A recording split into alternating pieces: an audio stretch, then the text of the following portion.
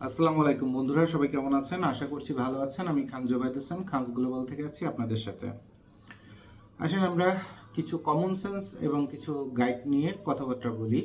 এটা একটা মিশ্র আড্ডা আপনাদের জন্য, যেন সেখান থেকে আপনাদের চিন্তা শক্তির বেশ কিছু উন্নতি হয়।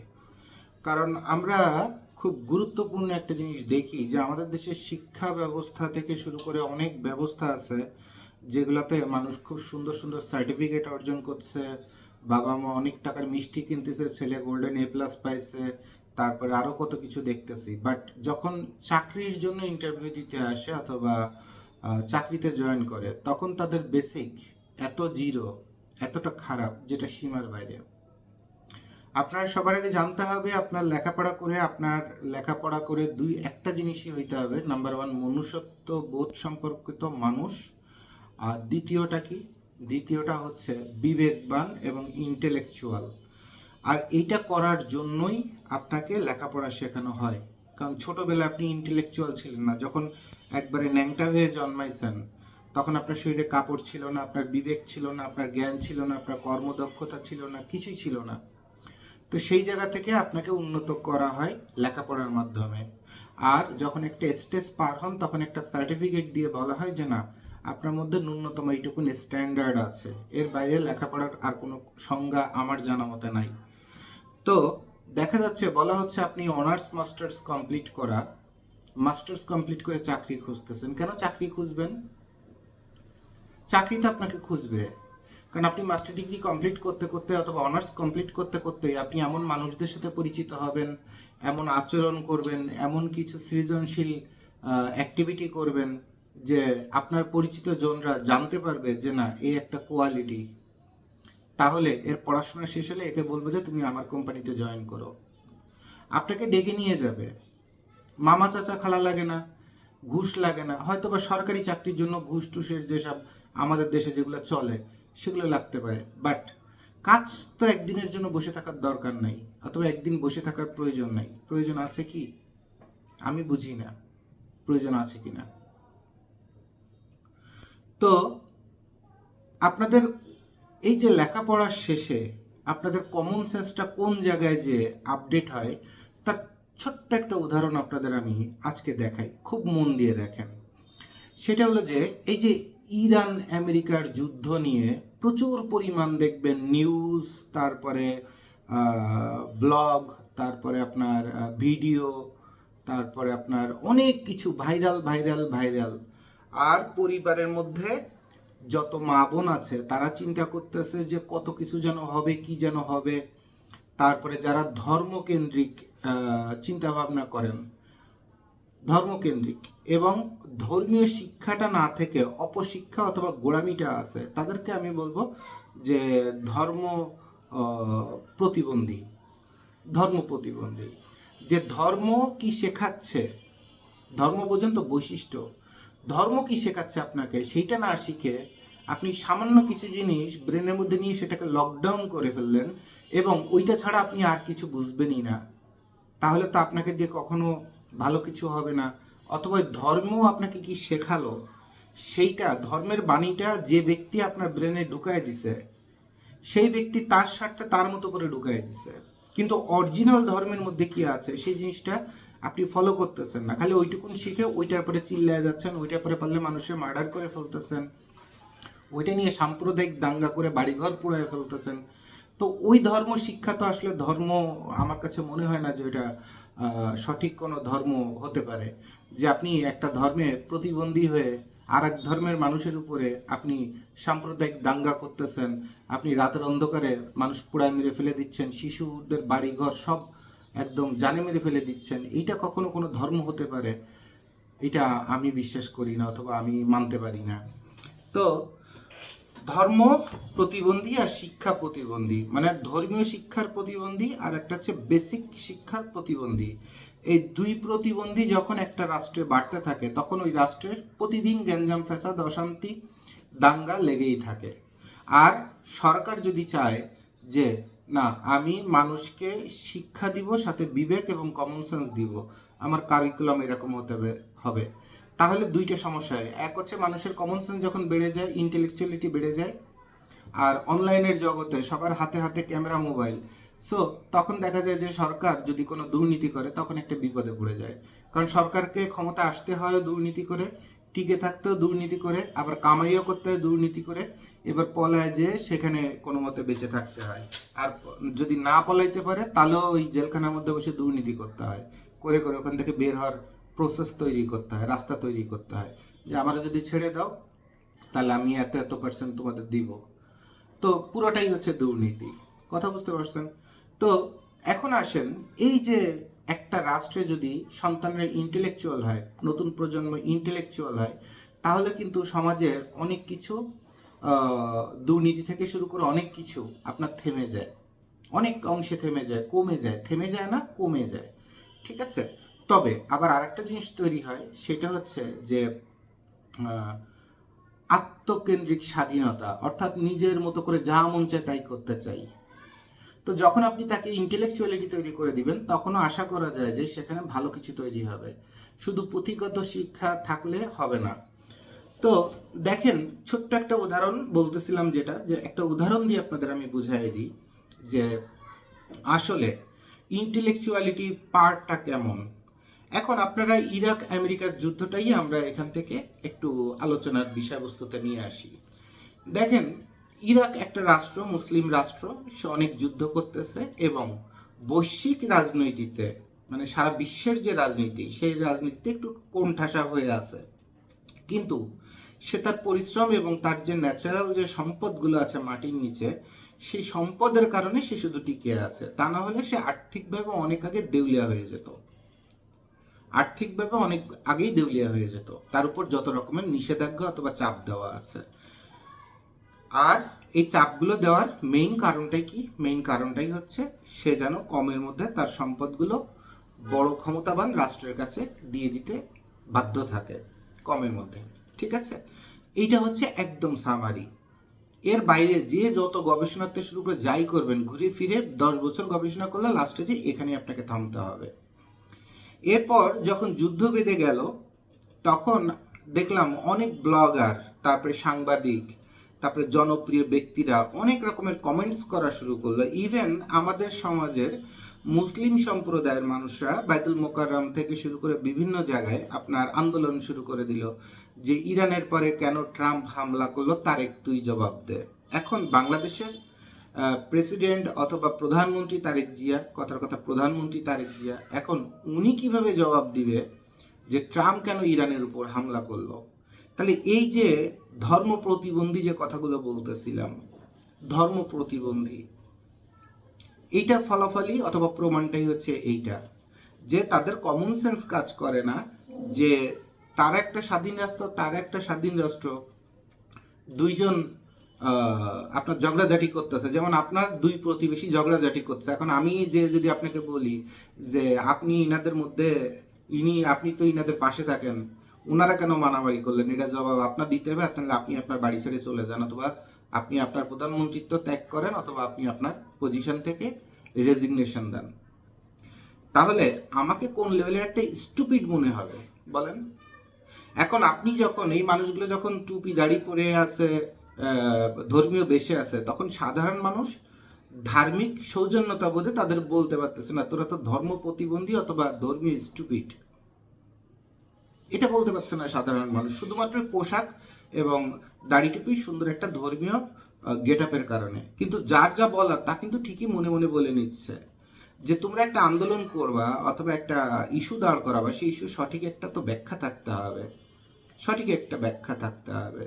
যেখানে সারা বিশ্ব কন্ট্রোল করতেছে আমেরিকা, বর্তমানে জাতিসংঘ থেকে শুরু করে সব জায়গায় তাদের সব থেকে বড় কর্তৃত্ব।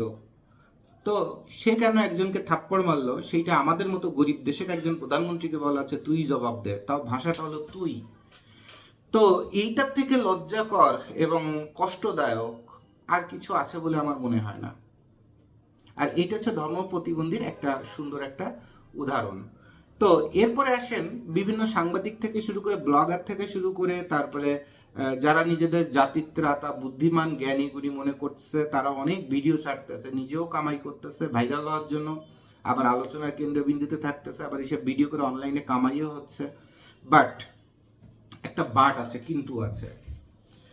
দেখেন, খালি একটার পর একটা ভিডিও বানানো মানে যে আপনি জ্ঞানী ব্যক্তি তা না। রবীন্দ্রনাথ ঠাকুর তার শেষের কবিতা লিখে গেছে, ভালো জিনিস যত কম ততই ভালো। তো আপনি যখন ভালো এবং মূল্যবান এবং জ্ঞানী এবং গুণী, তখন আপনি তো বস্তির মানুষের মতো অল টাইম চিল্লাইতে পারেন না। তো অল টাইম আপনি কেউ একটা পাদ মারলেও আপনি সেখানে একটা ভিডিও করে ছেড়ে দিয়ে কথা বলবেন, হতে পারে আপনার কথা অনেক জ্ঞানী, গুণী এবং বিচক্ষণের মতো, এবং অনেক অ্যানালাইসিস এটার মধ্যে আছে। বাট আপনি চাইলেই, আমার মনে হয় না যে আপনার সব কিছু করা উচিত, আপনার অথবা আপনাদের। এবং আপনারা যে গবেষণামূলক যে কথাগুলো বলেন, আপনাকে সবার আগে জানতে হবে যে 1, 2, 3 ক্যাটাগরির আপনার রেজাল্ট হয়। সব কিছুর রেজাল্ট 3 রকমের হতে পারে। একটা হচ্ছে কাগজ কলমের হিসাবে, একটা হচ্ছে চোখে দেখা কানের শোনার হিসাবে, আর একটা হচ্ছে ডার্ক জাস্টিস, তৃতীয় চোখ অথবা ষষ্ঠ ইন্দ্রিয় দিয়ে। এবং অসংখ্য বড় বড় ক্রাইম, অসংখ্য বড় বড় দুর্ঘটনা, এগুলো কখনো ডকুমেন্ট দিয়ে আপনার এটা আপনি ঠেকাইতে পারবেন না। কারণ যখন আপনি ডকুমেন্ট দাঁড় করাবেন, তখনই সাথে সাথে আইন বিচারের আইনজীবীরা দাঁড় হয়ে যাবে। আইনজীবীরা দাঁড় হয়ে ওইটারে কেমনে 9 রে 6 বানানো যায়, 6 রে 9 বানানো যায়, আর ওই বানানোর জন্য তারা টাকা খাবে। আইনজীবীর পেশাটাই তো এইটা। মিথ্যারে যত সত্যির মতো করে বলতে পারবে যে আইনজীবী, ততই সে বড় রকমের আইনজীবী। আপনার তাকে সিটার বলার দরকার নেই, সে প্রফেশনালি তত সাকসেসফুল আইনজীবী। সত্যিরে যত মিথ্যা বানাইতে পারবে আর মিথ্যারে যত সত্যি বানাইতে পারবে, এই পেশাটাই হচ্ছে আইনজীবী পেশা। তাহলে সমাজে যেহেতু আইনজীবী নামে একটা পেশা আছে, বৈধ পেশা আছে, সো এই বৈধ পেশাই বৈধ জিনিসকে অবৈধ বানায়, অবৈধকে বৈধ বানায় টাকার বিনিময়ে, উপার্জনের বিনিময়ে। তাহলে যে সমাজে এই পেশাটাকে অ্যালাউ করা আছে, অথবা যে রাষ্ট্রে অ্যালাউ করা আছে, ওই রাষ্ট্রে অপরাধী তো পার পাবেই, অথবা একজন নির্দোষের ফাঁসিও হয়ে যাবে। কিছু করার নেই, কিচ্ছু করার নেই। এইটুকুন কমন সেন্স দিয়ে বুঝতে পারলে হবে। তো দেখেন, এই যে একটা হচ্ছে ডকুমেন্টে, আর একটা হচ্ছে নাক কান চোখ মুখ ইন্দ্রিয় প্রমাণে, আর একটা হচ্ছে কি ষষ্ঠ ইন্দ্রিয় দিয়ে। এই ষষ্ঠ ইন্দ্রিয় দেখি নাই জানি নাই, বাট মোটিভ অথবা অ্যাটিচিউড দেখে বুঝতে পারতেছে this is right or this is wrong. এইটা হচ্ছে সবচেয়ে বড় জাস্টিস। এবং আমরা যখন ছোটবেলায় ছোট ছিলাম, তখন বিটিভিতে চমৎকার সুন্দর একটা অনুষ্ঠান হতো, সেটা একটা সিরিয়াল, সেটা যেমন ম্যাকগাইভার একটা সিরিয়াল হতো, তেমন একটা সুন্দর সিরিয়াল হতো মিস্ট্রিয়াস আইল্যান্ড। আরেকটা হতো কি দ্য ডার্ক জাস্টিস। অর্থাৎ উনি একজন ম্যাজিস্ট্রেট, বিচারক। দিনের আলোতে উনি সকল কাগজপত্র প্রমাণ দেখে, আর ওইটা সঠিক প্রমাণটা সে রাতের অন্ধকারে ঘুরে ঘুরে সেটা সমাধান করে। এবং অফিসিয়ালি সে যে অ্যাকশনটা নিতে পারে না ম্যাজিস্ট্রেট, সে রাতের অন্ধকারে ওই অ্যাকশনটা অপরাধীদের বিরুদ্ধে, প্রকৃত অপরাধীকে খুঁজে বের করে তার বিরুদ্ধে সে নিজেই অ্যাকশন নিয়ে ফেলে। তো সেই নায়ক, সেই ম্যাজিস্ট্রেট, সেই আপনার সব কিছু। তো সিরিজটা অসাধারণ চমৎকার একটা সিরিজ ছিল, যেটা আমি খুব মন দিয়ে দেখতাম।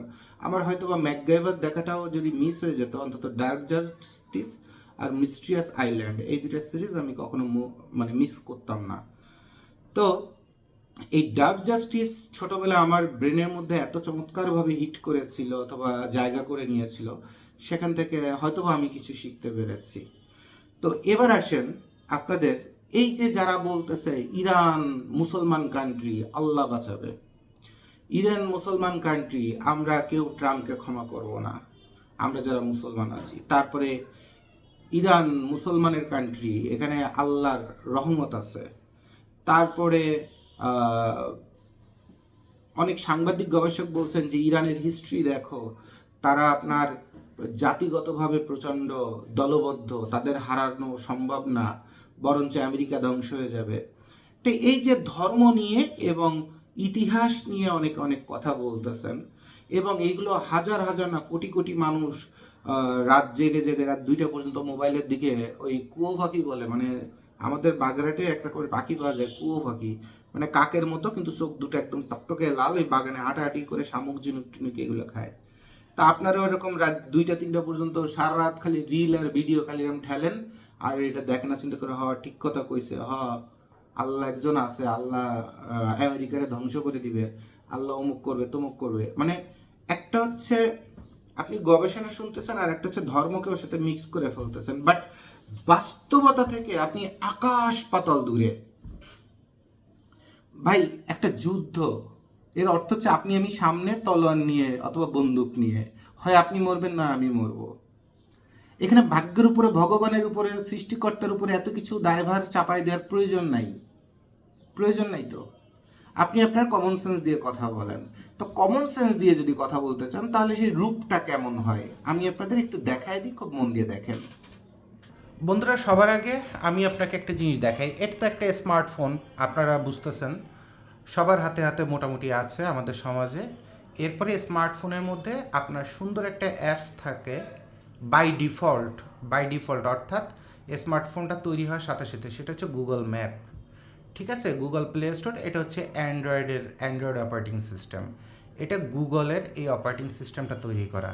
তো এখানে আপনার কি আছে, প্লে স্টোর আছে, গুগল ম্যাপ আছে। এই গুগল ম্যাপটা আপনারা হয়তো বা কখনো উবার টুবার অথবা কোনো কিছু দেখার জন্য মাঝে মধ্যে ইউজ করেন, বাট আপনি জানেন না যে আপনার স্মার্টফোনে সব থেকে পাওয়ারফুল গোয়েন্দা অ্যাপস হচ্ছে গুগল ম্যাপ। কারণ এই গুগল ম্যাপ আপনার গাড়ির স্পিড, আপনার চলার স্পিড, আপনার শরীরের পালস থেকে শুরু করে সব কিছু, বডি সেন্সার থেকে শুরু করে সব কিছু নিয়ে নেয়, সব কিছু রেকর্ড করে রাখতে পারে চাইলে। ঠিক আছে, আচ্ছা। তো এই হচ্ছে, আর এই অ্যান্ড্রয়েড অপারেটিং সিস্টেম সে আপনাকে কি বলছে, আপনি কন্ট্যাক্ট ব্যাকআপে রাখেন, ইমেল ব্যাকআপে রাখেন, এবং গুগল সবগুলো সেবা দিয়ে দিছে। আপনি কাউকে ইমেল করতেছেন, গুরুত্বপূর্ণ একটা সিক্রেট কথা বলতেছেন, এই গুগল জিমেল দিয়ে করতেছেন। অর্থাৎ এইটার মালিক কে? এটা মালিক অথবা এটা কন্ট্রোল করে কে? কন্ট্রোলটা করে হচ্ছে আমেরিকা। ম্যাপটা কন্ট্রোল করে কে? আমেরিকা। এই প্লে স্টোরটা কন্ট্রোল করে কে? আমেরিকা, ইসরায়েল, এরা সবাই মিলে। তাহলে এই যে ইসরায়েল মনেই বলতে পারেন আমেরিকার মেইন একটা ঘাঁটি। ঠিক আছে, তাহলে আপনার এই মোবাইলে আপনি যা যা করতেছেন, যার সাথে কথা বলছেন, ইভেন এই যে হোয়াটসঅ্যাপে অনেকে দেখবেন বাংলাদেশের থানা পুলিশে যখন ঘুষ খায় অথবা ঘুষ খাওয়ার কথাবার্তা হয়, তখন এই ডিরেক্ট ফোনে কথাবার্তা না বলে আপনার হোয়াটসঅ্যাপে করে, হোয়াটসঅ্যাপে অথবা টেলিগ্রামে। তো হোয়াটসঅ্যাপটা বেশি করে, তো হোয়াটসঅ্যাপটা কন্ট্রোল করে কে? আমেরিকা। এরপর ব্যক্তিগত কথা অনেক সময় ফেসবুকের মেসেঞ্জারে বলছেন, সেটাও কন্ট্রোল করছে কে? আমেরিকা। তাহলে এই যে মোবাইলটা যে আপনি ইউজ করছেন, খুব মন দিয়ে দেখেন, এই যে মোবাইলটা আপনি ইউজ করছেন, এই মোবাইলটা কি হচ্ছে, আপনি যার সাথে যত কথা বলতেছেন, যা করতেছেন, ইভেন আপনি গুগলে যে অথবা ফেসবুকে যে কথার কথা গুগলে যে আপনি যদি ক্লথ লিখেন যে আমি কাপড় সম্পর্কে জানতে চাই, এর অর্থ কি? আপনার মনের মধ্যে আছে আপনি কাপড় সম্পর্কে জানতে চান, হতে পারে কেনার জন্য, ব্যবহার করার জন্য, অথবা ব্যবসা করার জন্য। ঠিক এই গুগল এই পরবর্তীতে যখন আপনি অন করবেন অথবা ফেসবুক যখন অন করবেন, তখন দেখবেন আর্টিফিশিয়াল ইন্টেলিজেন্সের প্রোগ্রামিংয়ের মাধ্যমে আপনার সামনে খালি কাপড়ের ভিডিওই আসতেছে। আপনি টেলিগ্রামে যাবেন, দেখবেন কাপড়ের অ্যাডভার্টাইজমেন্ট আসতেছে। মানে যে যে অ্যাপসের মাধ্যমে অ্যাডভার্টাইজমেন্ট দেওয়া হয়, সেগুলো দেখবেন কি রে, আমি মনে মনে চাচ্ছিলাম গুগলে খুঁজছিও একটা ড্রপ শোল্ডার টি শার্ট, ও মা ফেসবুকের মধ্যে খালি স্ক্রল করছি আর খালি ড্রপ শোল্ডার টি শার্ট আসতেছে। তো আপনার কাছে খুব ভালো লাগতেছে যে আমি যা খুঁজতেছিলাম, ওয়াও, না জেনেই তো পেয়ে গেলাম। বেসিক্যালি আপনার ব্রেন, আপনার কর্ম, এই মোবাইলের মাধ্যমে আপনি যেটুকুন করছেন সেখান থেকে গবেষণা করে এই সার্ভার কম্পিউটারগুলো তারা সব ডাটা প্রসেস করতেছে। অর্থাৎ আপনার এই মোবাইলটার মাধ্যমে কি হচ্ছে, আপনার সকল তথ্য আমেরিকার যতগুলো সার্ভার আছে, গুগলের সার্ভার আছে, সব সার্ভারে চলে যাচ্ছে। এরপরে অ্যাপল ফোন ইউজ করছেন, বলতে পারেন যে ভাই এটাতে অ্যান্ড্রয়েড কম দামি ফোন, ওকে ফাইন, আপনি অ্যাপল ইউজ করছেন, অ্যাপলের কন্ট্রোলে আমেরিকার কাছে। তাহলে অ্যাপল বলেন, গুগল বলেন, যাই করবেন কেন, লিনাক্স বলেন, মাইক্রোসফট বলেন, যা বলেন, সব কিছুর কন্ট্রোল গুগলের কাছে। এখন আমার দেশের রাষ্ট্রপ্রধান যদি আমাকে বলে যে জুবাইদ আপনি তো এই ফেসবুকের মালিক, রাষ্ট্রের স্বার্থে আপনার ফেসবুকের তথ্যগুলো আমাকে দিতে হবে, তা আমি তো অবশ্যই দিতে বাধ্য থাকবো, কারণ রাষ্ট্রে একটা কোম্পানি দাঁড় করাতে গেলে এই কথাগুলো আইনের কাগজে লেখা থাকে। তা আমি তখন এটা অবশ্যই দিতে বাধ্য থাকবো। আমার দেশের সরকার প্রধান অথবা মিলিটারি যদি আমার কাছে কোনো তথ্য চায়, সেটা আমি দিতে বাধ্য থাকবো। একটা রাষ্ট্র এভাবেই চলে। তো এই ফেসবুকের কাছে যদি ট্রাম্প বলে যে তোমার সকল তথ্য আমাকে দিতে হবে রাষ্ট্রের কোনো একটা গুরুত্বপূর্ণ ডিসিশনের জন্য, তো ফেসবুক মালিক তো দিবে, আরও পারলে বাপ ডাকবে। এটাই নিয়ম। তাহলে আমার হাতে যে মোবাইলটা আছে এই মোবাইলটা মিলিটারি গ্রেড না। মিলিটারি গ্রেড কী জিনিস, সেটা হচ্ছে যখন আমেরিকার রাষ্ট্রপতি কারোর সাথে যোগাযোগ করতেছে, অথবা আমেরিকার কোনো, অথবা উন্নত রাষ্ট্রের, জাপানের রাষ্ট্রপ্রধান, চীনের রাষ্ট্রপ্রধান, এরকম গুরুত্ব মিলিটারি প্রধান, ইনারা যখন যোগাযোগ করছে তখন ওনাদের কাছে স্পেশাল ডিভাইস থাকে যেটা তথ্য এনক্রিপ্টেড করা, মানে ওইটাকে পাসওয়ার্ড দিয়ে আটকানোর মতো। আমি বাংলাদেশের অসংখ্য মানুষ যেহেতু আমার ভিডিও দেখেন, একদম গ্রামগঞ্জের দিনমজুর থেকে শুরু করে সবাই, তো এর থেকে সহজ ভাষায় আর কোনো কিছু বলে বোঝাতে পারবো বলে আমার মনে হয় না। যে এনক্রিপ্ট করা মানে সোজা কথা তালাচাবি মেরে দেওয়ার মতো। আমি একটা তথ্য পাঠাবো, সেই খামের পরে তালাচাবি মারা, যে পাবে সে তালাচাবি দিয়ে খুলে নিবে। তো এটাকে বলে সহজ ভাষায় এনক্রিপ্টেড কপি। তো দেখেন, যখন ওইসব রাষ্ট্রের রাষ্ট্রপ্রধান থেকে শুরু করে যারা আপনার যোগাযোগ করতেছে ইন্টারনাল টিমে, সবার মোবাইলের উপর বিশাল একটা কন্ট্রোল আছে কমিউনিকেশনের উপরে। ইভেন আমি কারোর সাথে ওয়্যারলেসে কথা বললে এখান থেকে যে রেডিও সিগন্যালটা বের হবে বাতাসের মাধ্যমে, যেটা চোখে দেখা যাবে না, সেটাও আর একজন চুরি করে কপি করে নিয়ে সেটাকে ডিক্রিপ্ট করে, অর্থাৎ সেটাকে আবার শ্রুতিশীল করে সেটাকে শুনে আমার কোনো পলিসি বের করতেছে কিনা, অর্থাৎ চুরি করতেছে কিনা আমার কথাগুলো। এই মোবাইলের রেডিও থেকে, কথার কথা এটা মোবাইল না হয় যদি অকিটকি হতো, তাহলে এই একটা অকিটকি আর এই একটা মনে করেন অকিটকি, দুইটা অকিটকির মধ্যে যে কথা হচ্ছে সেটা বাতাসের মধ্যে একটা সিগন্যাল যাচ্ছে, ওই সিগন্যালটা আবার চুরি করা যায়, চুরি করে কী কথা হলো সেটা শোনা যায়। তো সেইটার পরেও কন্ট্রোল থাকে। আমাদের দেশে একজন মেজর থেকে শুরু করে, একজন পুলিশের ঊর্ধ্বতন কর্মকর্তা থেকে শুরু করে, আইজিপি থেকে শুরু করে, সেনাপ্রধান থেকে শুরু করে, কার কাছে আইফোন অথবা দামি আপনার অ্যান্ড্রয়েড ফোন নাই, এবং এটা দিয়েই সে তার কাজগুলো সারে না বলেন।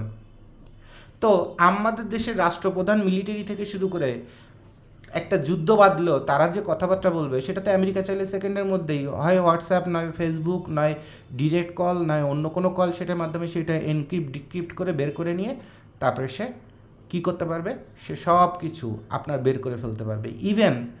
ইভেন দেখেন, ইভেন আর একটা মজার জিনিস দেখেন, যে আপনারা ইন্টারনেটে কানেকশান পেলে পাগল হয়ে যান। হ্যাঁ, একটা ইন্টারনেটের কানেকশান পাইছি আর একটু ফেসবুকে ঢুকতে পারতেছি, টিকটকে ঢুকতে পারতেছি, মানে পৃথিবী জয় করে ফেলছেন। কিন্তু আপনি তো বেসিক্যালি পৃথিবীতে ন্যাংটা হয়ে গেলেন, এইটা বোঝার ক্ষমতা আপনার নাই। দেখেন, আমি এখানে একটু আঙুল দিয়ে চেপে ধরে থাকি সামান্য একটু, সেটা হচ্ছে যে প্রতিটা ডিভাইসের একটা IMEI কোড থাকে, এবং এই ডিভাইসটা যে তৈরি করা, এর প্রতিটা পার্টসের এক একটা ম্যাক অ্যাড্রেস আছে। ক্যামেরাটার একটা ম্যাক অ্যাড্রেস আছে, মাইক্রোফোনের আছে, মাদারবোর্ডের আছে, প্রসেসর আছে, সব কিছুর একটা করে ম্যাক অ্যাড্রেস থাকে, MAC অ্যাড্রেস, যে অ্যাড্রেসটা দিয়ে সারা পৃথিবীতে শুধুমাত্র এই ক্যামেরাটাই চেনা যাবে, শুধুমাত্র এই মোবাইলের যে প্রসেসরটা আছে সেই প্রসেসরটাকে পাওয়া যাবে, এবং ওইটা পৃথিবীতে কোনো দিন কারোর সাথে মিলবে না, সেটাকে বলা হচ্ছে ম্যাক অ্যাড্রেস। তো এই প্রতিটা ডিভাইস, এই কম্পিউটার বলেন, মোবাইল বলেন, প্লেন বলেন, জাহাজ বলেন, যেখানে যত ডিজিটাল ডিভাইস তৈরি হচ্ছে যেটা অনলাইনে কানেক্টেড হওয়ার যোগ্য, সেটার অবশ্যই একটা ম্যাক অ্যাড্রেস আছে। আর এই ম্যাক অ্যাড্রেস এটা যে আবিষ্কার করছে, এবং এই ম্যাক অ্যাড্রেসটা যে আইকান প্রতিষ্ঠান যে আপনার কন্ট্রোল করে, সে চাইলে ওই ম্যাক অ্যাড্রেস দিয়ে আপনার ডিভাইসটাকে হ্যাক করে এই ডিভাইসের সকল তথ্য, ছবি থেকে শুরু করে, ডাটা থেকে শুরু করে, কন্ট্যাক্ট নাম্বার থেকে শুরু করে সব কিছু সে নিয়ে নেওয়ার মতো যোগ্য। তাহলে আপনি যে খালি একটা দামি মোবাইল কিনলেন আর ইন্টারনেটের কানেকশান একটা প্যাকেজ নিলেন আর ফেসবুকে ঢুকে কিছু একটা পোস্ট মারলেন, আপনার কাছে মনে হচ্ছে যে দুনিয়াটা আপনি জয় করে ফেলছেন। বেসিক্যালি আপনি এই পৃথিবীতে ন্যাংটা হয়ে গেলেন। অর্থাৎ এই স্মার্টফোনের কারণে আপনার প্রাইভেসি জিনিসটা একদম জিরোতে পরিণত হয়ে যাচ্ছে দিন যত যাচ্ছে। ঠিক আছে? তাহলে আপনারা যে স্মার্টফোন বলতে তথ্য প্রযুক্তির বিশাল এক আবিষ্কার অথবা বিশাল এক চমৎকার বিষয় চিন্তা করেন, বেসিক্যালি এইটা হচ্ছে একমাত্র চাবি যেটা দিয়ে আপনাকে ন্যাংটা করা হয়। এবং আপনি কি করতে চান, আপনার মানসিকতা কি, আপনি 20 বছর পরে কি করবেন, কোথায় কি আকাম করতেছেন, ভালো কাজ করছেন, সব এটার মাধ্যমে সারা বিশ্বের যে কোনো মানে অথরাইজ প্রতিষ্ঠান যাদের কাছে কন্ট্রোল আছে, সে এটাকে আপনার কি করতে পারবে, এটার মাধ্যমে সে আপনাকে ট্র্যাক আউট করে ফেলতে পারবে। এরপর তাহলে দেখেন, বাংলাদেশে যদি কথার কথা এখন যুদ্ধ বাদে, আমরা তো ধর্ম নিয়ে লাফায় পড়বো, তারপরে মহিলারা সব 2 রাকাত করে নফল নামাজ পড়া শুরু করে দেবে, হ্যাঁ আল্লাহ দেশে তুমি শান্তি বিরাজ করা দাও, অমুক করে দাও, তমুক করে দাও। আর এই মিলিটারি যারা আছে, যুদ্ধ যারা করবে, তারা এরকম একটা আইফোন অথবা স্মার্টফোন দিয়ে যোগাযোগ করা শুরু করবে। তো আর আমাদের অপোজিট যদি আমেরিকা হয়, তো আমেরিকা তো সেকেন্ডে সেকেন্ডে জানবে যে আমাদের সেনা প্রধান কার সাথে কী কথা বলতেছে আর প্রধানমন্ত্রী কার সাথে কী কথা বলছে, কারণ এই ডিভাইসটার মাধ্যমেই সব কিছু তখন বের হয়ে যাবে। ঠিক তার একটা প্রতিফলন দেখেন, আপনাদের এখানে আমি দেখাই দিই। এটা দেখেন গুগল ম্যাপ। গুগল ম্যাপ এটা কম্পিউটারে ওপেন করে আপনাদের আমি দেখাচ্ছি, ঠিক আছে, ল্যাপটপে ওপেন করে। এই যে গুগল ম্যাপটা, এটা আমরা আনরেজিস্টার্ড ভার্সন ইউজ করি, অর্থাৎ এটা রেজিস্টার্ড না, ফ্রি ভার্সন। আর এটা যদি রেজিস্টার্ড হয় তাহলে এটাকে আপনি স্যাটেলাইট ভিউতে গেলে, স্যাটেলাইট ভিউ মানে আকাশের স্যাটেলাইটের মাধ্যমে যে ভিউটা আছে সে ভিউ, সেক্ষেত্রে হবে কি, আপনি কোন রাস্তায় কোথায় কিভাবে দাঁড়ায় আছেন এটা তো আমরা একদম লাইভ দেখতে পারি না।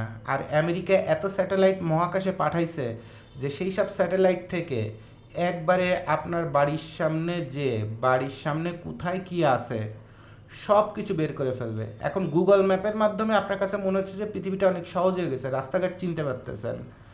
তো এগুলো সবই হচ্ছে আপনার ইসলামের প্রথম দিকের যারা মেধাবী তাদের ব্রেন। এই ইসলামের মেধাবী, এই কথাটা মনে রাখেন, এটা উত্তর সবার শেষে দিয়ে দিব। দেখেন, আপনার একদম বাড়িঘরে এই পর্যন্ত আমরা দেখতে পাচ্তেছি, আর যারা স্যাটেলাইট কন্ট্রোল করছে এবং গুগলের মালিক অথবা টেকনিক্যাল টিম, তারা একদম পারলেই ঘরের মধ্যে ঢুকে যে দেখতে পাচ্তেছে এখানে কি চলতেছে এবং লাইভ। তাহলে মনে করেন যে এই হচ্ছে ইরান, ইরানের একটা পাহাড়ি জায়গায় আমরা ঢুকছি, ইরানের সদরে চলে যাই। সদর মানে কি আপনার তেহরান, তেহরানে চলে যাই আমরা।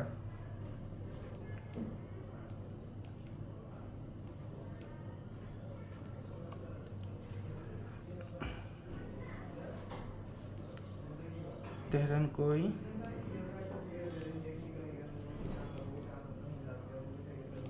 এ হচ্ছে তেহরান, ঠিক আছে, আমরা তেহরানে চলে যাই। দেখেন,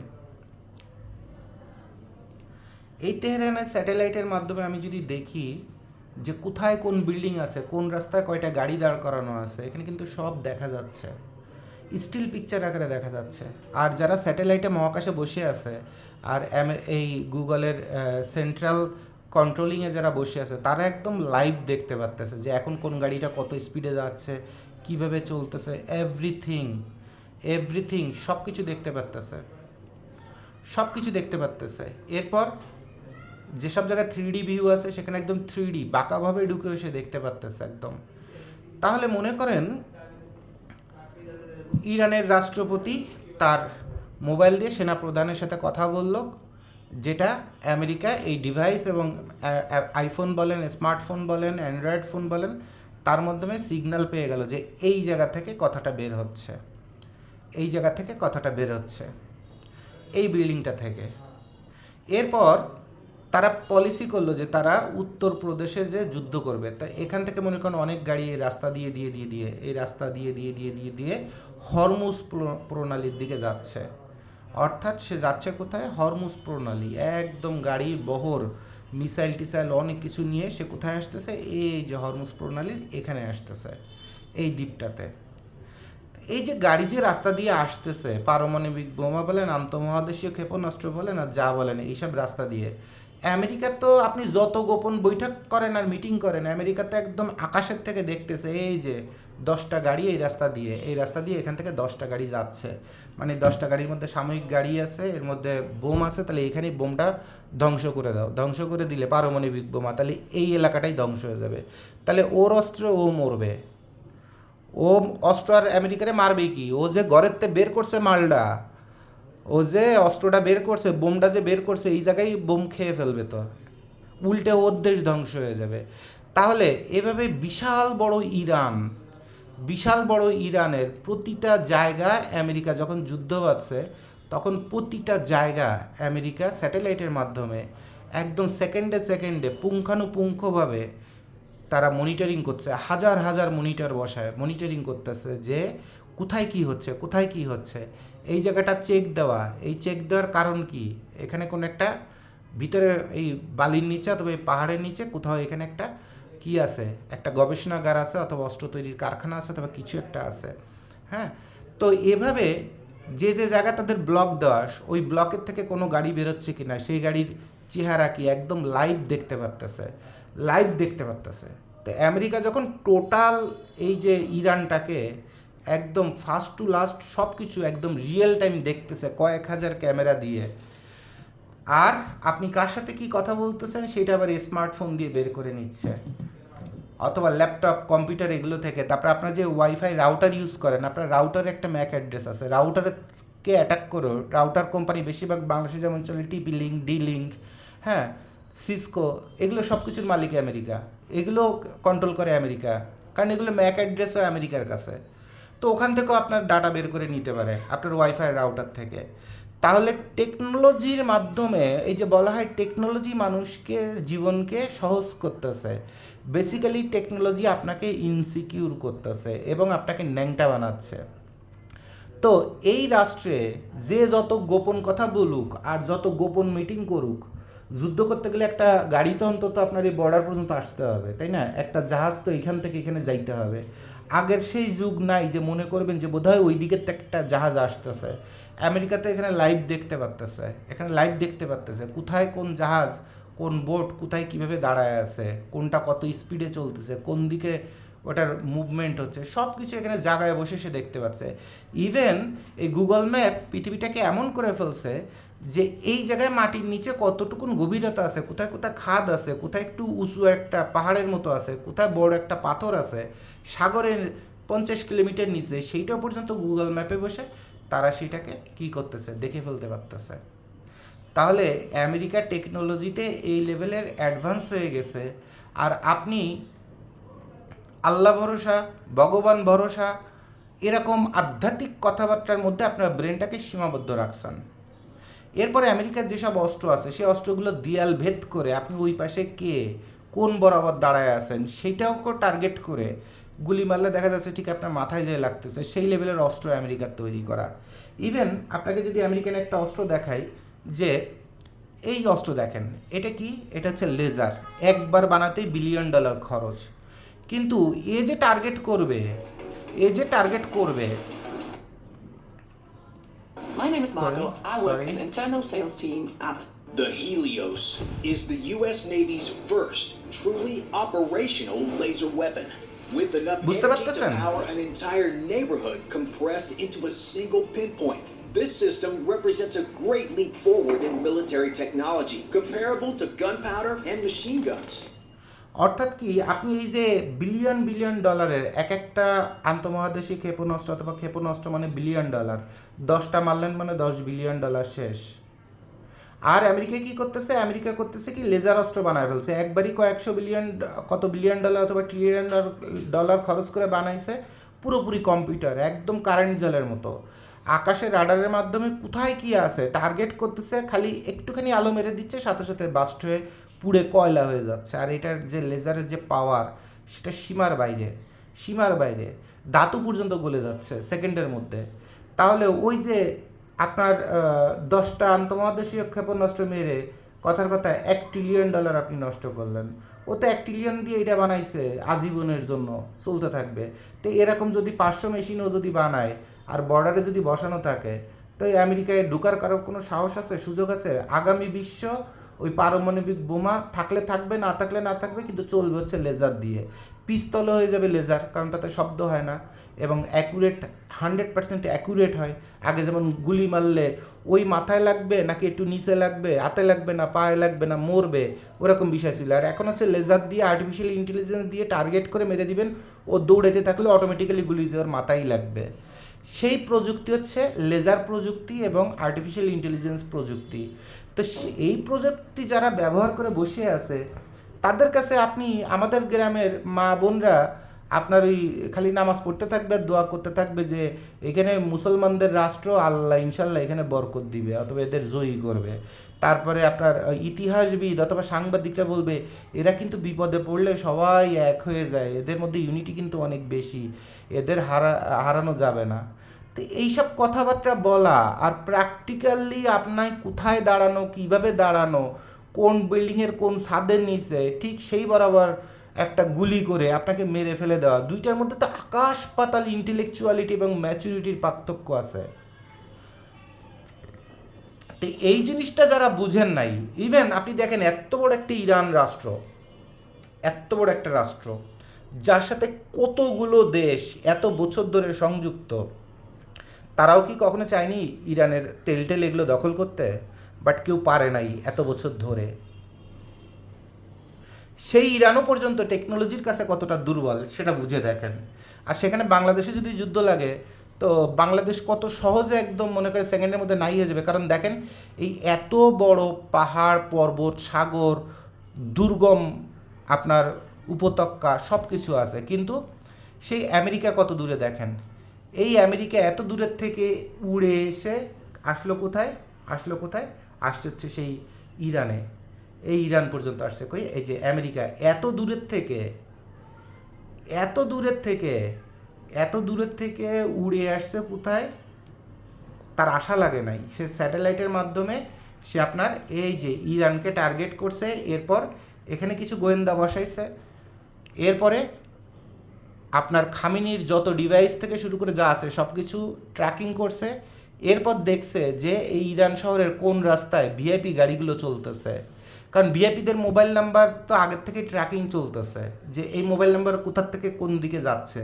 তো যখন দেখতেছে 20 জন জেনারেল অথবা 20 জন আর্মি নেভি বিভিন্ন বাহিনীর প্রধান তাদের মোবাইলগুলো ট্র্যাকিং করে দেখা যাচ্ছে যে সব মোবাইলগুলো এখানে আসতেছে, তাহলে এই জায়গায় অবশ্যই খামেনি আছে।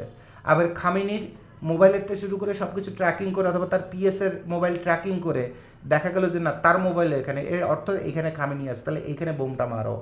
দুপ করে 100-200 বোম মেরে দিছে, মাঝারি ক্যাটাগরির কম দামি, একদম এত বড় ইরানের মধ্যে রাজারেই শুরুতে খেয়ে ফেলে দিছে। আর দাবা খেলতে বসছেন, শুরুতেই যদি রাজারে খেয়ে ফেলে দেন তাহলে যুদ্ধের পরিণতি কী হয় বুঝেন না আপনারা? এরপরে আবার যখন খামেনি মারা যাওয়ার পরে আবার যখন আপনার কি হয়েছে, আবার যখন আপনার আন্দোলন অথবা যুদ্ধ বড় ধরনের শুরু হওয়ার চেষ্টা করতেছে, তখনই সেনাপ্রধান কোথায় আছে? ঠিক সেনাপ্রধানকে টার্গেট করে সেখানে বোম মেরে তারা মেরে ফেলে দেওয়া হয়েছে। তাহলে একবার হচ্ছে খামেনিকে মেরে ফেলে দিল, একবার সেনাপ্রধানকে মেরে ফেলে দিল। আর সবই হচ্ছে এই মোবাইল, ল্যাপটপ, তারপরে ওয়াইফাই রাউটার, এগুলো সব কিছু এবং যত ডিভাইস আছে ডিজিটাল, এই যে এখন যত গাড়িগুলা সব ডিজিটাল, দেখেন না, digital meter board, digital sensor, প্রতিটা গাড়ির যে আপনার ম্যাক অ্যাড্রেস আছে এইসব মাদারবোর্ডগুলার, ওগুলো থেকে গাড়িগুলো সব আপনার ট্র্যাকিং করা যায়। আর সামান্য কিছু তথ্য গোয়েন্দার মাধ্যমে দরকার হয় ফিজিক্যালি। তা প্রতিটা রাষ্ট্রেই তো আমেরিকার তার বিভিন্ন এনজিও তারপরে মিশন এগুলোর মাধ্যমে তার ঢোকানো আছে। তাহলে আজকের যে আমেরিকা, এই আমেরিকাকে কিন্তু আপনি আপনার মন গড়া দিয়ে হারায় দিবেন এটা সম্ভব না। ইভেন আপনি এখান থেকে একটা পারমাণবিক বোমা যদি তার সহ্য ক্ষমতার মধ্যে, তার যেসব রাডার অথবা মেশিন আছে তার সহ্য ক্ষমতার মধ্যে যদি মারতে পারেন, তাহলে কিন্তু সে ওই রাস্তার মধ্যেই সেই পারমাণবিক বোমা বলেন আর যা বলেন সেটাকে খেয়ে ফেলবে। কারণ আমেরিকা সবার আগে যে কাজটা করছে সেটা হচ্ছে এই হচ্ছে পৃথিবী, আর পৃথিবী হচ্ছে কি ঘুরতেছে, পৃথিবীও ঘুরতেছে, আর এই পৃথিবীর প্রতিটা চারপাশে একটা স্তরের পাশে আমেরিকা শত শত আপনার স্যাটেলাইট বসায় রাখছে, যেটা আকাশ থেকে প্রতিটা মানুষ প্রাণীকে পরীক্ষা নিরীক্ষা গবেষণা রেকর্ড সব কিছু করা হচ্ছে। তো আপনাকে অ্যাটাক করা, আপনি ঘরের কোন কোনায় যে পলাইছেন সেটা খুঁজে বের করাতে আমেরিকার জন্য এখন ওই আগের কালে যেমন গোয়েন্দা পাঠানো হইতো, ডিবি পাঠানো হইতো, বর্তমান যুগে বাংলাদেশে আছে ডিবি, এইসবের তো দরকার নাই। বাংলাদেশের ডিবি গোয়েন্দা, ডিবির যে হেড আছে তার হাতেই তো আইফোন, তা বাংলাদেশের ডিবি প্রধান দিতে আমেরিকা খেয়ে ফেলাইতে পারে 1 সেকেন্ডের মধ্যে। কারণ তার ফোনে এসে কী করতেছে সব রেকর্ড আমেরিকার কাছে, তাতে হোয়াটসঅ্যাপে করুক আর ফেসবুকে করুক আর জিমেইলে করুক আর যেভাবে করুক। তাহলে বর্তমান পৃথিবীতে আপনারা যারা চিন্তা করেন যে ধর্মকে কেন্দ্র করে মন গড়া শিক্ষা চিন্তা করেন অথবা গবেষণা চিন্তা করেন অথবা পুরনো ইতিহাস ঘেটাঘেটি করে যারা ভবিষ্যৎবাণী করেন, তাদের থেকে বোকা এবং স্টুপিড বর্তমানে আর কেউ নাই। বন্ধুরা, আশা করি এই ছোট্ট একটা উদাহরণ থেকে আপনারা বুঝতে পারছেন এর ভিতরে আরও প্রচুর ব্যাখ্যা আছে, প্রচুর গবেষণা আছে। এত বড় করলে তো আপনার ধৈর্য হারায় ফেলবেন, দেখতে পারবেন না ফার্স্ট টু লাস্ট। বাট এইটুকুন ভিডিও যখন দেখতে পারবেন অথবা দেখলেন, তখনই বুঝতে পারছেন যে আপনার হাতে সব কিছু ফ্রি নামে এমন একটা জিনিস দিয়ে দেওয়া হয়েছে যেটা আপনার লাইফটাকেই ফ্রি করে দিচ্ছে, আপনার জীবনটাকেই ফ্রি করে দিচ্ছে, এবং আপনার রাষ্ট্র থেকে শুরু করে, আপনার সিকিউরিটি থেকে শুরু করে, আপনার মিলিটারি থেকে শুরু করে সব কিছুকে ন্যাংটা বানিয়ে দিচ্ছে। এত সুন্দর একটা ডিভাইস আপনার হাতে দিয়ে দেওয়া হয়েছে। আর এই ডিভাইসটার আরও বড় মজার একটা বৈশিষ্ট্য আছে, সেটা হলো মারা বাচ্চারা কাঁদতেছে বলে এটা দিয়ে যাবে, দিয়ে রান্নাঘরে যাবে, শান্তি মতো রান্নাবান্না করে ঘরের কাজকাম করে এসে নিজে এসে আবার একটু নাটক টাটক, তারপরে ফেসবুকে কেডা ন্যাংটা হয়েছে, কারে পিছনে কেডা বাস মারছে, এইসব ভিডিও দেখবে। আর ওপাশে ছোট বাচ্চা যে এখনো ক্লাস 4-এ পড়ে না, তার অসংখ্য নগ্ন ভিডিও থেকে শুরু করে সব কিছু দেখা শেষ। এই সন্তানটা যখন 9-10-এ উঠবে, এই বাপমার এখন এই যে যন্ত্রণা থেকে মুক্ত হওয়ার জন্য রান্নাঘরে মোবাইলটা দিয়ে চলে গেছে, অথবা আমাদের শিক্ষা ব্যবস্থায় বাচ্চাদের অনলাইনে ক্লাস, অনলাইনে তাদের মোবাইল কিনে দাও জনপ্রতি। কারণ 2টা বাচ্চা থাকলে 2টা বাচ্চা সেম টাইমে ক্লাস, মানে 2টা মোবাইল কিনে দাও। এখন মা তো ক্লাস শেষে মোবাইলটা আবার আলমারির মধ্যে উঠায় রাখতে পারতেছে না, মা ব্যস্ত আছে বিশাল ভিআইপি গুরুত্বপূর্ণ কাজে, রান্নাঘরে কাজের বুয়া কেন আসেনি সেটা নিয়ে তার মাথা খারাপ। তো এই বাচ্চাগুলো শেষ। তাহলে আমাদের শিক্ষা ব্যবস্থার বাচ্চাগুলো শেষ।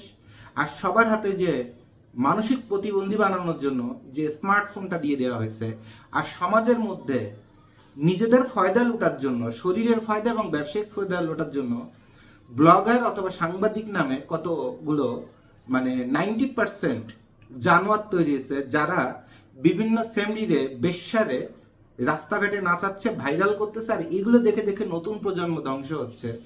তাই দেশে এহসানুল হক মিলন বলেন, তারপরে দীপুমণি বলেন, কোনো মন্ত্রীর ক্ষমতা নাই যে আপনাকে মানুষ বানানোর। কারণ জানোয়ার তো আপনি হচ্ছেন আপনার এই স্মার্টফোন দিয়ে আর আপনার ঘরের থেকে। তো স্কুলে খালি 4 ঘন্টা 5 ঘন্টা আটকায় রেখে আপনাকে মানুষ বানাইতে পারবে? আপনার সন্তানকে মানুষ বানাইতে পারবে? পারবে না তো। কারণ ঘরের থেকে আপনার মাই আপনারা জানোয়ার বানায় ছেড়ে দিচ্ছে, আপনার বাবাই আপনারা জানোয়ার বানায় ছেড়ে দিচ্ছে, কারণ হাতের মধ্যে এটা ছেড়ে দিছে।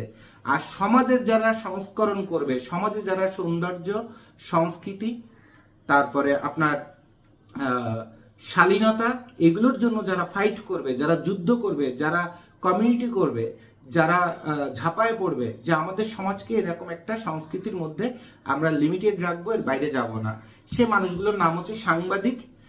তো যারা সংবাদপত্র পাঠ করেই এমনি হয় ডিরেক্টর, নয় কি হচ্ছে আপনার বিভিন্ন সচিবালয় মচিবালয় পার্লামেন্টের মধ্যে, তারপরে আপনার বিভিন্ন গলফ ক্লাবের মধ্যে যে আপনার ওই মাগিবাজি করে ভাড়া খাটতে হয়, পায়জামা খুলতে হয়, আর সামনে পরে আধা ঘন্টা 1 ঘন্টা সংবাদ পাঠ করে সংবাদ পাঠিকা হয়ে যায়। আর সংবাদপত্রের নিউজ যারা বানায় তারা এখন এই নিউজ টিউজ একটু কম বানায়, টিভিতে খালি আপনার অ্যাডভার্টাইজমেন্টের ব্যবসা করতেছে, আর ওপাশে ফেসবুক, অনলাইন, টিকটক এইসব জায়গায় খালি সারা দুনিয়ার বেশ্যা ভিডিও করে বেড়াচ্ছে। তা আমাদের বাংলাদেশে ভবিষ্যৎটা কোথায়? এখন বাচ্চারা কি সেই পার্টস অফ স্পিচ 8 প্রকার, তার মধ্যে ভার বাবার টোটাল 12 প্রকার, এত কিছু শোনার ধৈর্য তাদের আছে? তারা এই ভিডিওতে দেখতেছে এইটা নিয়ে এইটা করলে রাত্রি কোটিপতি।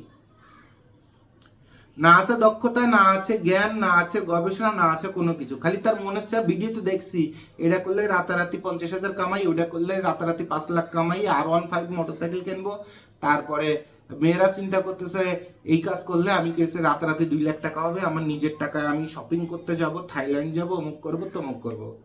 আর এখন মেয়েরা দেখতেছে যে শালায় সংসারে এত অভাব, এত ব্রিলিয়ান্ট স্টুডেন্ট, ভালো চাকরি করে না, ভালো বেতন পায় না, সংসার চলে না, আবার এত ব্রিলিয়ান্টের এত ভদ্র যে রাতের বেলা ইচ্ছা মতো মজা দিতে পারে না। তো এই জীবন আর রেখে লাভ কি? ওসে মিডিয়াতে চলে যাই, কাপড় খালি একটু খালি নিচে নামাই, দেশ বিদেশ ঘুরবো আর খালি কামাই করব, আর টাকা থাকলে পৃথিবীতে সব আছে। তাহলে যে কথাটা ছিল মায়ের পায়ের নিচে বেহেশত, সে মায়ের জাত এখন বেশ্যার জাতে পরিণত হয়ে টাকা কামাই করার জন্য পাগল হয়ে আছে, অস্থির হয়ে আছে। আর তাদের সহযোগিতা করতেছে বিভিন্ন মিডিয়া পার্সন, যারা এগুলোকে নিজের একটু খাইয়ে ধুয়ে তারপরে ভাইরাল বানাবে।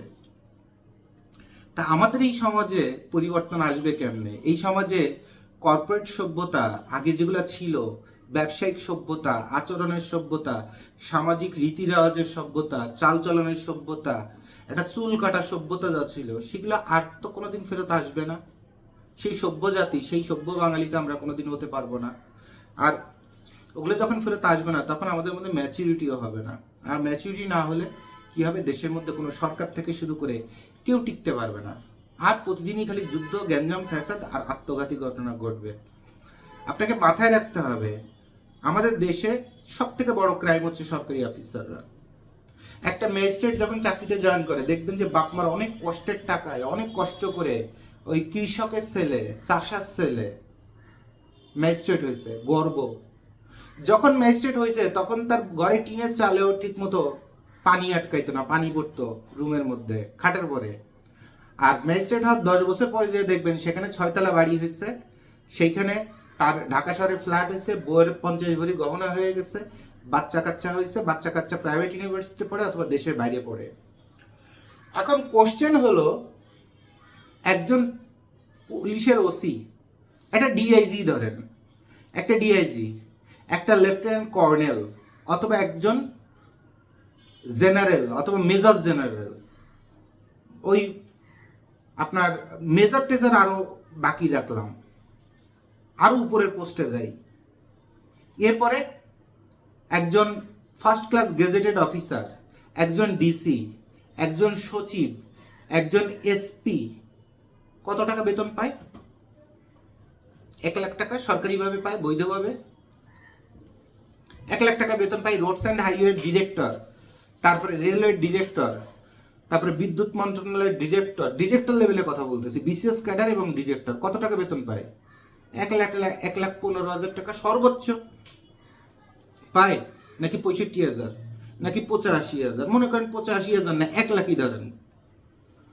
প্রতিটা টপ লেভেলের একজন ব্যক্তি যে জায়গায় পৌঁছাইতে মিনিমাম 20 বছর পরিশ্রম করতে হয়, 10 বছর পরিশ্রম করতে হয়, তুখোড় মেধাবী স্টুডেন্ট হইতে হয়। তো 10 বছর চাকরি করে ওই পজিশনে যে, তারপরে চাকরির মধ্যে রাজনীতি আছে, চাকরির মধ্যে পলিটিক্স আছে, কম্পিটিশন আছে, সব কিছুর সাথে ফাইট করে 15 বছর পরে সে 1 লাখ টাকা বেতনের একটা ডেজিগনেশন অথবা একটা পদবি সে পাইছে, পোশাক আছে গায়ে, ব্যাজবুজ লাগানো আছে, কিন্তু বেতন পায় 1 লাখ। তো 1 লাখ টাকা বেতন পায়। এই চট্টগ্রামে দেখবেন উত্তরবঙ্গ থেকে রিক্সা চালাইতে, ফরিদপুরের থেকে শুরু করে নওগাঁ থেকে শুরু করে রিক্সা চালাইতে চট্টগ্রামে আসে। এই পাহাড়ি রাস্তায় ঠেলে ঠেলে রিক্সা উঠায়, সারা মাস রিক্সা চালায়, 60 থেকে 80,000 টাকা তাদের কামাই আছে। ঢাকার গুলশানে, তারপরে বসুন্ধরা আবাসিকের মধ্যে রিক্সা চালালে প্রতি মাসে গড়ে, কেউ যদি সকাল থেকে সন্ধ্যা পর্যন্ত রিক্সা চালাইতে পারে, দুপুরের লাঞ্চের টাইমটা বাদ দিয়ে 1 ঘন্টা একটু বিশ্রাম করলো, রোদ বৃষ্টি ঝড় দেখার বিষয় না, সেখানে রিক্সা চালাইতে থাকবে। আর রোদ বৃষ্টি ঝড় হলে তো কামাই বেশি। তার সব খরচ বাদ দিয়ে তার ন্যূনতম 60,000 টাকা তার ইনকাম আছে। প্রতিদিন 30 দিনের মধ্যে 25 দিন যদি সে রিক্সা চালায়, তার 60,000 টাকা ইনকাম আছে। তো বাংলাদেশে ফার্স্ট ক্লাস গেজেটেড অফিসারের বেতন কত? 60,000 অথবা 65,000। তো একজন ফার্স্ট ক্লাস গেজেটেড অফিসার 65,000 টাকা বেতনে চাকরি করে 3 বছরের মধ্যে তার ফ্ল্যাট হচ্ছে 4টা, বইয়ের হচ্ছে 50 ভরি গহনা, গ্রামের টিনের ঘর ভেঙে এখন বিশাল ভিত দিয়ে, বিশাল মজবুত করে, সিমেন্ট একটু বাড়ায় বাড়ায় দিয়ে বাড়ি বানাচ্ছে, দোতলা ডুপ্লেক্স বিশাল বাড়ি, বাড়ির সামনে কটা দোকানে উঠাই দিছে, আবার ধানের জমি কিনেছে 30 বিঘা, 80,000 টাকা বেতনে। আর রিক্সাওয়ালার সব খরচ বাদ দিয়ে 60,000 টাকা থাকে, সে এখনো 3 বেলা ভাত পায় না, এখনো তার কি হয়েছে, বাড়িঘর কিছু নাই, এখনো সে ওই ড্রেনের পরে যে বাঁশ দিয়ে বানানো টোং, মনে করেন বনানীতে আপনার এই যে বনানী লেক, ধানমন্ডি লেকের উপরে বাঁশ দিয়ে বাঁধানো যে টোং, সেই টোঙের পরে এসে বসবাস করে। এবং তার বাচ্চা কাচ্চার থেকে শুরু করে, চালের খরচ থেকে শুরু করে, রেস্টুরেন্টে খাওয়া থেকে শুরু করে সবকিছু একদম মাইনাস লেভেলে। মানে বাচ্চার স্কুলের বেতন মাসে 20 টাকা 25 টাকা, তাও সরকারিভাবে, সরকারি স্কুলে উল্টে আরও টাকা পায়। আর আপনার ছেলেমেয়ের মাসে খালি টিচারের, বাসার টিচারের আর কোচিং সেন্টারের বেতনই হচ্ছে 2 বাচ্চার 40,000। এবার আপনি আমাকে বলেন যে আপনার এই যে ব্যাচ সার্টিফিকেট যত যা আছে, তারপরে সুন্দর শিক্ষা আছে, তারপর নাম হচ্ছে বিসিএস ক্যাডার, তারপরে হচ্ছে আপনি ওই মসজিদে একটু বেশি টাকা দেন বলে মসজিদ কমিটিতে আপনার নামও লেখানো আছে, আবার বলছেন সততার জন্য আবার আপনার বউ বলতেছে যে আমার জামাই খুব অনেস্ট অফিসার। ভাই অনেস্ট তো আমরা বুঝতেছি, this is called dark justice. ওই যে শুরুতে একটা কথা বললাম যে ডার্ক জাস্টিস মানে তৃতীয় চোখ দিয়ে দেখা, যে 60,000 টাকা একটা মানুষ বাঁচতে পারতেছে না, কারণ 6 মাস পরে এমন একটা রোগ হয়েছে পরিবারের, তার 5 লাখ বেড়ে গেছে, উল্টাটা 3 লাখ লোন করছে, আবার 2 বছর 1 বছর রিক্সা চালায়, আবার সেই লোন শোধ করতে করতে আবার একটা বিপদ, অথবা ভাইয়ের বিয়ে, অথবা অমুকরে বিদেশ পাঠাইতে হবে, অথবা নতুন একটা বাচ্চা হয়েছে, কত খরচ, মানে সেই টাকা রাখতেই পারতেছে না। আর আপনার বউয়ের 50 বিঘি গহন হয়ে গেছে, গ্রামের 30 বিঘা জমি জমা হয়ে গেছে, ভাই বোন তাদের বিদেশ পাঠাই দিচ্ছেন, প্রাইভেট ইউনিভার্সিটি ভর্তি করে দিয়ে তাদের খরচ টানতেছেন, পুরো বংশকে উঠাচ্ছেন এই 60,000 টাকা বেতনে, 1 লাখ টাকা বেতনে। আর এরপর আপনার পোশাক যখন গায়ে আছে তখন কথার কথা আমাদের মতো ব্যবসায়ীদের কাছে এসে বলতেছেন, নাই তোমার এই কাগজ ঠিক নাই, ওইটা ঠিক নাই, তুমি তো একটা চিটার, তুমি তো একটা বাটপার। এরপর কেউ একজন 5,000 টাকা পাবে, থানায় যে কেসে 420 মামলা করে দিল, চিটার, বাটপার, প্রতারক। 5,000 টাকার জন্য একটা ব্যবসায়ী যে আপনি যেখানে নিজের বউরে কন্ট্রোল করতে পারেন না বলে আপনি একটা বিসিএস ক্যাডার, আপনি একটা ম্যাজিস্ট্রেট, আপনার মা এখনো গ্রামে, আপনার ওই আবাল কোয়ালিটির একটা ভাই আছে যারা আপনি খরচ দেন তার কাছে থাকে।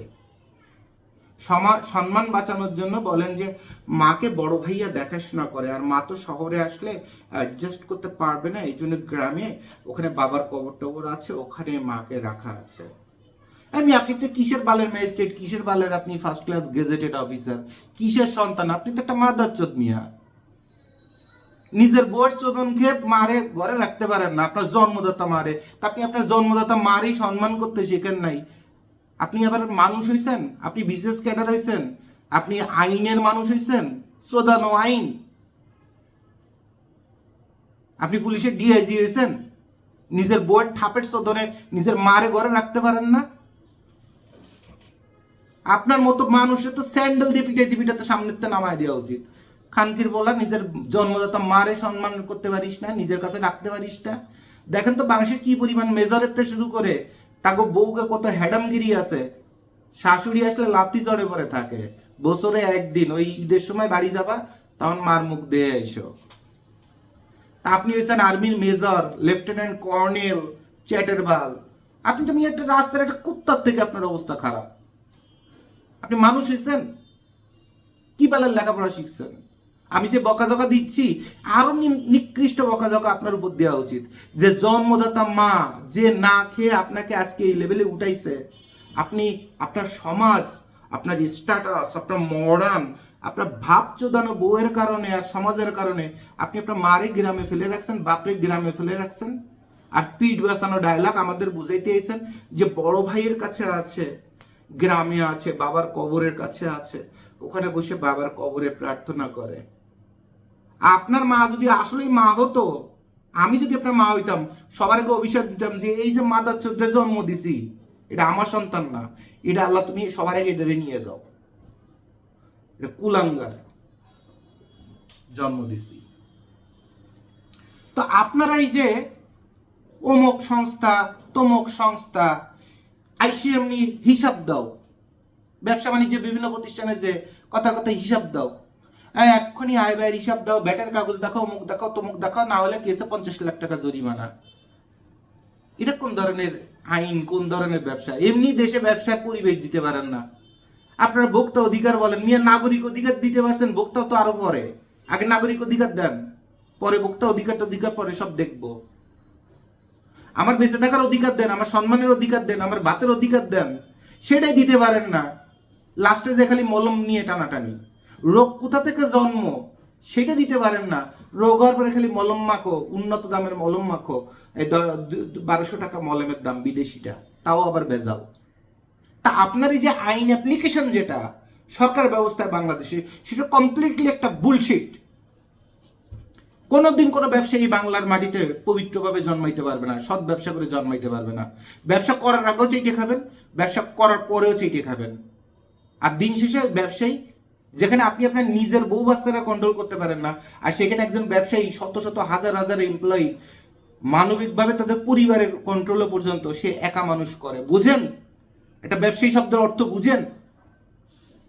দুঃখ করে যে এমনি বলবেন যে এক্ষুনি সব কাগজপত্র দেন। এই আঙ্গুল নাচায় কথা বলবেন না, এক্ষুনি সব কাগজপত্র দেন। এই এত লক্ষ টাকা জরিমানা করো, তালা চাবি আটকাও। বিশাল বড় ম্যাজিস্ট্রেট হয়ে গেছেন, বিশাল বড় চেটের বাল হয়ে গেছেন আমার। মানুষ তো আর আপনি নাই। আপনার ঘরে গেলে দেখা যাবে যে আপনি কোন লেভেলের জানোয়ার হয়েছেন। আপনি বিচারক হন নাই। বাংলাদেশের প্রধান বিচারপতি যদি দুর্নীতিগ্রস্ত চিনা হয়, তা আপনি তো একটা ম্যাজিস্ট্রেট, ছোট জিনিস। আপনার আব্বাই চোর, অ্যাটর্নি জেনারেল চোর, বিচারপতি চোর, তা আপনার তো পবিত্র হওয়ার দরকার নাই। মানে আপনাকে পবিত্র মনে করার কোনো প্রয়োজন নাই। কারণ যত যত অ্যাসোসিয়েশনে আপনারা যান, যখন ঠ্যাক সামলাইতে পারেন না, অত একটু বেশি করে একটা ধাক্কা মেরে দিয়ে চুপ করে গুপ্তি মেরে বসে থাকেন। এরপরে ব্যবসায়ীরা কমিটির সভাপতিরা আসবে, আইসে আপনাদের বাৎসরিক একটা কিছু দেবে, মহা খুশি। আপনাদের মিশন ওখানে শেষ, আপনাদের খেলা ওখানে শেষ। তা আপনারা এই যে এসে যে এক একটা ব্যবসায়ীর পেটে যে লাথি মারেন, এই লাথি আল্লাহ আপনার সন্তানের পরে মেরে দিবে। কসম খোদার, আল্লাহ আপনার সন্তানের পরে মেরে দিবে, আপনার মায়ের পরে, মায়ের কলজার পরে মেরে দিবে। আপনার সন্তান প্রতিবন্ধী হয়ে জন্মাবে, হতে বাধ্য। আর তাহলে এই পৃথিবী টিকতো না। উপরে একজন বিচারক কিন্তু আছে, কলিজাটা ছেড়ে দিবে আপনারে। করবেন না এগুলা। মানুষ হন, মানুষ মানুষের জন্য। গত 100 বছরের মান্না দেশ শ্রেষ্ঠ গান বাতাসে হয়নি, মানুষ মানুষের জন্য। এই গত 1.5 বছরে বাংলাদেশের এই রাজনৈতিক এবং বহির্বিশ্বের এইসব গ্যাঞ্জামের কারণে বাংলাদেশের প্রতিটা মুদি দোকান থেকে শুরু করে প্রতিটা ব্যবসায়ী কোথায় নেমে গেছে। আপনাদের কোনো আইডিয়া আছে? দেশকে ভালোবাসেন, আইনের কথা বলেন, এমনি দিন শেষে তো চুরি করেন, দিন শেষে তো সোনাও চাটেন টাকা দিলে। তাই না? ভাবছুদান কেন? আর এত মানুষের পেটে লাথি মারেন কেন? যেদিন চাকরিতে জয়েন করেন সেদিন আপনার এলাকায় সংবাদ নিলে জানা যায় না ওই ডেটে ওই সময় আপনার বাড়িঘর কি ছিল, আর আপনার গাত পাশিয়ারা কি ছিল, আপনার ভাই বোনরা কিভাবে চলাফেরা করতো। আর আজকে 10 বছর চাকরি করার পরে আপনার স্ট্যাটাস কি চেঞ্জ হয়েছে? 60,000 টাকা বেতনের চাকরি করে, রিক্সাওয়ালার সমানের বেতন চাকরি করে। মানুষ বুঝে না আপনি চোর, মানুষ বুঝে না আপনি চোর। বুঝে তো ওই সামনে পরে একটু করে ব্যাস্টেজ আছে, এই জন্য একটু ভাই আসসালামু আলাইকুম, ভালো আছেন। আর আপনি সামনে পরে চলে যাওয়ার পরে খান কির বলা, দেশটারে একদম চুদে মুদে শেষ করে দিচ্ছে, করে বাড়িঘর হিসেব বানাইছে খান কির বলায়। এটাই আপনাকে বলে চেঞ্জ ইউরসেলফ। বাংলাদেশ বদলাবে যেদিন বাংলাদেশের সরকারি অফিসাররা বদলাবে। সরকার এই যে খালি দাম বাড়ায় দাম বাড়ায় দাম বাড়ায়, বাড়ায় কি হয়েছে? ট্যাক্সের টাকা একটু বেশি করে ইনকাম করে বেতন দেবে, যখন এটা করতে পারে না এই জন্য একটু দাম বাড়ায় দেয়, অথবা ব্যয় বাড়ায় দেয়, বিদ্যুতের ব্যয় বাড়ায়, গ্যাসের ব্যয় বাড়ায়। আমি সরকার হইলে সবার আগে করতাম কি, সরকারি অফিসার যে কটা আছে একদম কোল যায় পরে পাড়ায় ধরে কইতাম যে আরামজাদা একটা দুর্নীতি করার জন্য, দুর্নীতি করলে ডাইরেক্ট ব্রাশ ফায়ার। কারণ এই সরকারি অফিসাররা যদি ইনকাম ট্যাক্সের টাকা চুরি না করতো, বিদ্যুৎ বিল চুরি করতো না করতো, তারপরে ট্রেনের তেল চুরি না করতো, প্রতিটা বিমানের তেল চুরি না করতো, পোর্টের মধ্যে ধাপ্পাবাজি ব্যবসা না করতো, প্রতিটা সেক্টর সরকারের বিশাল আয়ের সেক্টর। কারণ যে রাষ্ট্রে এত জনগণ আছে, অর্থাৎ এত বিক্রেতা ও ক্রেতা, সেই রাষ্ট্রে ট্রেড হবে হিউজ পরিমাণ, সেই রাষ্ট্রের সরকার টাকা রাখার জায়গা পাবে না। আর আমাদের দেশে প্রতিটা খাতে বছর শেষে দেখানো হয় যে বিমানে এবছর ব্যয় 22,000 কোটি টাকা, ইনকাম রেলওয়েতে আপনার ব্যয় 22,000 কোটি টাকা, ইনকাম 15,000 কোটি টাকা। প্রতিটা সেক্টরে এইভাবে দেউলিয়া দেখানো হয়। কারা দেখায়? সাধারণ মানুষ দেখায়। সাধারণ মানুষের কাছে 10 টাকা ভাড়া হইলেও ভাড়া, 100 টাকা ভাড়া হইলেও ভাড়া সাধারণ মানুষ দিতে বাধ্য, না হলে সিট পাবে না, গাড়িতে উঠতে পারবে না। টাকাগুলো খায় কোন শুয়োরের বাচ্চায়? সব সরকারি শুয়োরের বাচ্চায়। তো সরকারি যে চাকরি আজকে পর্যন্ত যে করে তার 95% আজকে ডেট বলে দিচ্ছি 5/7/2026।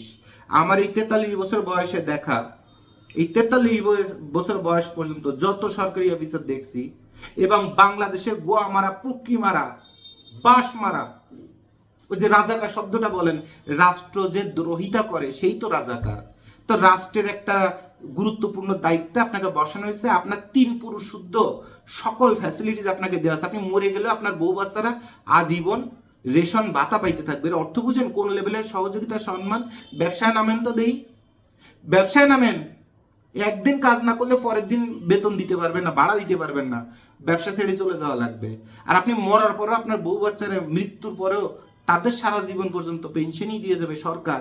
আর আপনি শুয়োরের বাচ্চা, আপনি ওই চেয়ারটায় বসে অমনি হাত পাইতে কামাই করা শুরু করবেন। তা আপনি তো রাষ্ট্রদ্রোহী, আপনি তো রাজাকার, আপনার তো একদম জায়গায় বসে একদম ব্রাশ ফায়ার করে দেওয়া উচিত। আর এই সিস্টেমটা যেদিন বাংলাদেশে অ্যাপ্লাই হবে সেদিন থেকে দেখবেন বাংলাদেশে একদম ফিতার মতো টাইটে একদম উন্নতির দিকে যাওয়া শুরু করে দিছে। আর তখন ব্যবসায়ীরা ব্যবসা করার সুযোগ পাবে। আর এইটা হচ্ছে বাংলাদেশের একমাত্র সমাধান, যে সরকারি যত কর্মকর্তা আছে একদম ফিতার মতো থাকতে হবে, ফিতার মতো থাকতে হবে। কে করবে? সেনাবাহিনী যদি ওই ব্রাজিলের যে গম গাধারেও খাওয়ায় না, সেই গম আইনে বাংলাদেশে যদি বিক্রি করে, সেটা যদি গ্রুপ অফ কোম্পানিজগুলো ওই মডেল দিয়ে নাচায় নাচায় পৃথিবীর সব থেকে শ্রেষ্ঠ পুষ্টিকর খাদ্য খেয়ে আপনার বাচ্চা রাতারাতি কিছু ক্লাসে ফার্স্ট হয়ে যাবে, রাতারাতি বিল গেটস হয়ে যাবে, রাতারাতি অলিম্পিকে দীর্ঘলাভ দিয়ে জয়ী হয়ে যাবে, তাই বলে যদি খাওয়ানো শুরু করে, তাদের থেকে বড় আইনের মানুষ আর দেশপ্রেমিকতা পৃথিবীতে কেউ নাই। মাত্র 50 পয়সা প্রতি কেজিতে কমিশন দিলেই মাল খালাস করে দেয়। বাংলাদেশে আমরাই সুতিয়া রাষ্ট্র বানায় রাখছি, কারণ আপনি একটা খানকির ছেলে, আমিও একটা খানকির ছেলে, শুয়োরের বাচ্চা, বুঝেন তো? বেঈমান, নেমো খারাম। এই রাষ্ট্র কোনোদিন চেঞ্জ হবে না। আর এই রাষ্ট্রে আমি অন্তত কোনোদিন ভাত পাবো না, কারণ আমি বাপের কন্ডম ফাইটে জন্ম নিয়ে আমাল, বুঝছেন তো? একদম খাস কথাবার্তা মুখের পরে বলতে আমাকে দিয়ে সম্ভব। আমি কাউকে নিজের জন্মদাতা বাপরে ছেড়ে কথা বলি না, আমি সেই পিস। তাহলে আপনাকে এই বাংলাদেশের যদি কোনোদিন নেতা হতে চান, যদি কোনোদিন নেতা হয়ে বসেন, আপনাকে সবার আগে যে জিনিসটা চেঞ্জ করতে হবে সেটা হচ্ছে বাংলাদেশে সরকারিভাবে দুর্নীতিগ্রস্ত যারা নিজেরা দুর্নীতিকে প্রশ্রয় দিচ্ছে ঘুষ খেয়ে, সেই জায়গাটাকে আগে থামাইতে হবে। সে দুর্নীতিবাজ কিনা, তার সে কবে চাকরিতে ঢুকছে, ওই দিন তার এলাকায় জরিপ করে খুঁজে বের করতে হবে যার কোথায় কি ছিল, আর আজকে 10 বছর পরে এসে তার কি হয়েছে। এবার বলতে হবে ওই উকিল মুকিল ডকুমেন্টে বালসাল সব রাখো, 60,000 টাকা বেতন পেয়ে 10 বছরে এত কিছু হয় কেমনি সেটা কও। মাথা নিচু হয়ে যাবে। তখন গার্ডের পরে একটা কোপ মারতে হবে, নয় কেসে একটা মাথার পরে একটা গুলি মেরে ফেলাইতে হবে, যে শুয়োরের বাচ্চা তোর জন্য এই রাষ্ট্রে কোনো কিছু ঠিক হবে না। উল্টে সরকারের দোষ, উল্টে সাধারণ মানুষের দোষ। এই যে আড্ডাগুলো করে দিলাম, আপনাদের ম্যাচুরিটি তৈরি করে দিলাম। ওই যে আপনারা বিভিন্ন রাজনীতিবিদের সামনে পিছন পিছন দৌড়ে বেড়ান, ছাত্র আন্দোলন করে বেড়ান, তারপরে আজকে এই সরকারে বসান, কালকে ওই সরকারে বসান, কোনো তার লাভ হবে না। যে ইউনুস সাহেবরে জাপানি পর্যন্ত বলে দে ইউনিসের মিটিং এ কেউ যাবি নাকি, ওই শুধু ইউনিস আইসে যাবি নাকি?